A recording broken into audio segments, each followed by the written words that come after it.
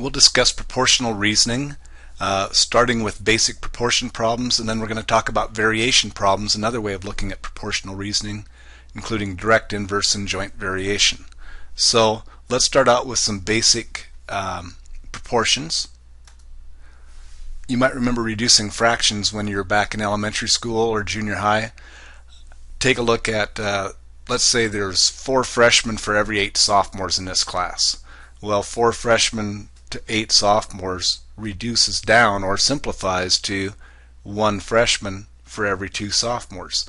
So you might remember calling this reducing fractions back in the day or simplifying fractions. And one thing you should notice, when you have one ratio equaling another ratio, you can cross multiply in this situation to see if those two ratios equal each other. So if you take a look here, you'll notice that 1 times 8 does equal 2 times 4. They both equal 8. And we're going to be using cross multiplication to solve proportions today. So, and notice what I said there is proportional reasoning is used in a lot of real life situations, many times when you're not even knowing that you're using proportional reasoning. Here's an example of using proportional reasoning, let's say dealing with nutrition. And let me grab my pen here. It says a 12-ounce soda has 140 calories. So we're going to set up a ratio, 12 ounces to 140 calories. Now remember, the 12 stands for ounces, whereas 140 stands for calories. So when I come over here, when I set one ratio to another ratio, that's called a proportion, and we're going to set up a proportion to solve this. And I don't know what happened to my labels. I'll try putting them back up there. There we go. So the thing to remember is this. When I ask you how many calories does a 16-ounce soda have, you need to put that 16 ounces next to the 12 ounces. You keep the labels on the same row. In other words, I had the 12 ounces up in the numerator, so I'm going to have the 16 ounces in the numerator as well. And we don't know how many calories, so we're going to put an X there. Now to solve this problem, we cross multiply. Take 12 times X to give me 12X, and then we take 16 times 140, and that gives us 2,240. Now what I notice with some students, they forget to put the equal sign here.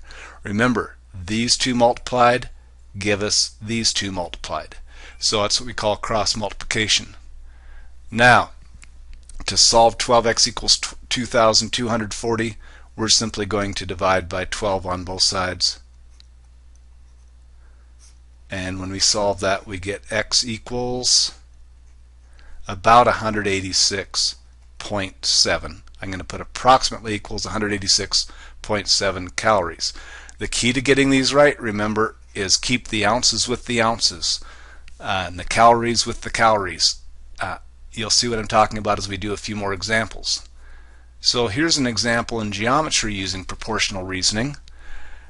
I know what the small triangle, and it tells us below that the two triangles are similar, and if two triangles are similar, then the corresponding sides are proportional. So I can say this. There's different ways to set this up. I'll set it up like this. I'm going to put 2 different colors here.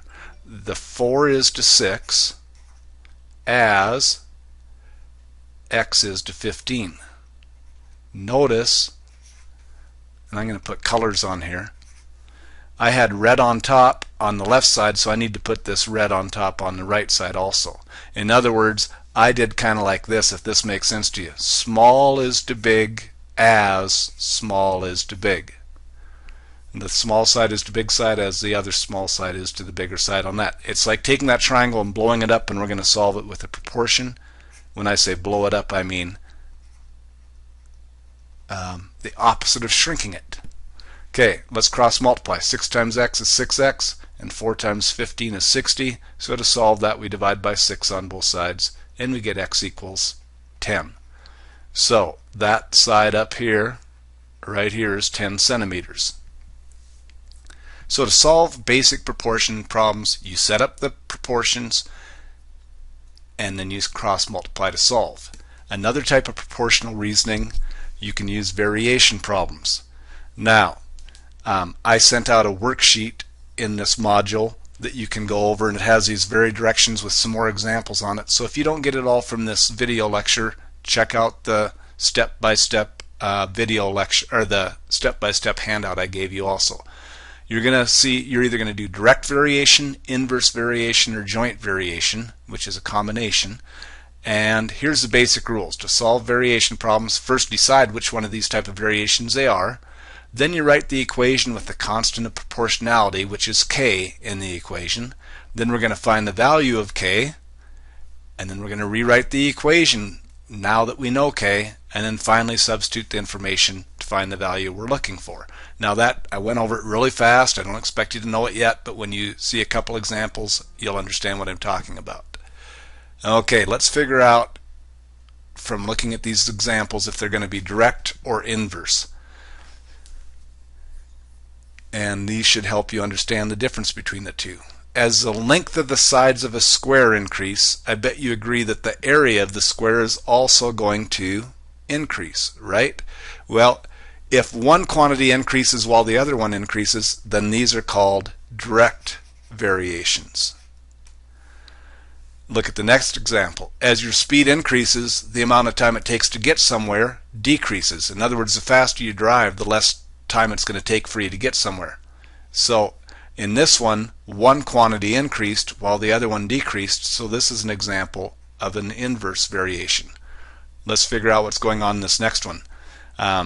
Think of a bridge, or think of a board going over a span. As the length of the board increases, the weight it can hold what? Well, it decreases. The longer the board is, the less weight it's going to be able to hold. So this is another example of an inverse variation. Now I'm hoping that I have enough time to get through an example of one or two of each. So let's start out with the direct variation. This one comes right out and tells you that y varies directly with x. So you write down y equals kx. Now if you look back here, you'll see that on direct variation problems you start out by writing out y equals kx. On inverse variation, it's y equals k over x. So first we decide if they're direct or inverse, then you write the equation with k in it. Now we're going to find the value of k. So let's go back to this problem and find the value of k. It says when y is 15, so we're going to substitute a 15 for y. We don't know what k is yet. It tells you that x is 3. So 15 equals k times 3. Well, to get that k by itself, in other words, to solve for k, we're going to divide by 3 on both sides to get k equals 5. Now, I don't know if you remember what it says on that previous slide, but what we do at that point is substitute the 5 in for the k in the original equation, which gives us y equals 5x. And then finally, we can answer the question. It says, what is the value of y when x is 8? Well, y is going to be 5 times 8, because it says what's the value of y when x is 8, so y is 40. Now, that really doesn't apply to any real-world situations, but I wanted to do one or two basic ones before we did some applications. Here's another basic one. U varies inversely with the square root of v. So u varies inversely with the square root of v.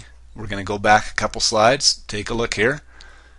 If they vary inversely, notice that the k goes on top and the other quantities go in the denominator. So the k is in the numerator and the other quantities are in the denominator on an inverse variation, where they were both up in the numerator on a direct variation. Okay, back to the problem. Let's find out what k is on this problem. Once again, all we know so far is that u varies inversely with the square root of v. It says when v is 25, so I'm going to put a 25 in for this v. When v is 25, u is 4. Okay, so we have 4 equals k over the square root of 25. Well, the square root of 25 is 5. What are we going to do to solve for k here? Well, we have to get that k by itself, so we need to multiply by 5 on both sides of the equation to get rid of this division of 5. So we get 20 equals k. Hopefully you remember this. Once you know what k is, you substitute that number in for k. So we get u equals 20 over the square root of v. That's the key to doing these problems. First find out what k is, and then substitute that number in for k. Alright, now we can answer the question. Find the value of u if v equals 9. So u equals 20 divided by the square root of 9. The square root of 9 is 3, so we get 20 divided by 3, which you could leave your answers 20/3, or you could divide it out and get about 6.67, depending on whether we are supposed to round to the 10th or the 100th, etc. Okay, there's a couple basics. Let's do some applications now.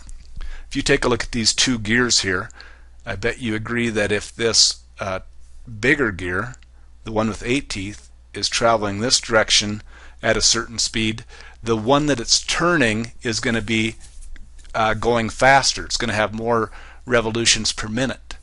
So as one gear, see if this makes sense to you then, that the speed s, okay, so I'm going to write as I talk, the speed, which we'll call s, of a gear varies inversely as the number of teeth that it has, and we're going to call teeth t. So it tells us up in the problem that this is an inverse variation, and the reason it is, the more teeth it has, the slower it's going to go, depending on where the one gear drives the other. Now, a gear with 12 teeth rotates at a speed of 28 revolutions per minute. So the speed is 28 if it has 12 teeth. On this particular, naturally matters how fast the shaft is going. But in this case, that's what we're saying. So we're going to get k by itself by multiplying by 12 on both sides. So we're going to multiply this side by 12 and this side by 12, and the whole reason to do that is to get this k all by itself. We've now solved for k. K is 12 times 28, which is 336. Once we know that k is 336, we're going to put it in for k right here, and when we substitute 336 in for k, we now have our equation. S equals 336 over t. It says, what's the speed in revolutions per minute of the smaller gear it drives, which has 8 teeth? So to find the speed of the other gear, we're simply going to put an 8 in for the number of teeth, and it's 336 divided by 8, which is 42. So my speed of that smaller gear is 42 RPMs if the gear with 12 teeth has a speed of 28 RPMs. So there's a real-life application. And here's another real-life application, and this is called a joint variation. So there's more than one thing going on in it. It tells us in the problem that kinetic energy in ergs varies jointly as the mass and the square of the velocity. Now sometimes they'll throw the word inverse in there also, so you'd have to put something down in the denominator, but on this one you don't need to. Now if I don't have enough time to get through this problem, at least you've seen it set up. I'm limited to 15 minutes. A mass of 6 grams and a velocity of 4 centimeters per second has a kinetic energy of 48. So now, oh, I forgot my k. There we go. So we get 48 equals, so we have 4 squared is 16 times 6 is 96. So we get k times 96. Divide both sides by 96 to get 0.5 equals k. And like on all these other problems, we now can put 0.5 in for k to give us E equals 0.5 mv squared. And we want to find the kinetic energy if the mass is 5, so we're going to put a 5 here, and the velocity is 3 centimeters per second. So E equals, let's see, if we do that, we get 9 times 5 is 45 times 0.5 is 22.5 ergs is our energy, kinetic energy in this problem. Okay, between this and the handout that shows you these that you can look over and look at those examples, I think you should be okay on proportional reasoning. There's definitely going to be some variation problems and basic proportion problems on this module's test. Bye.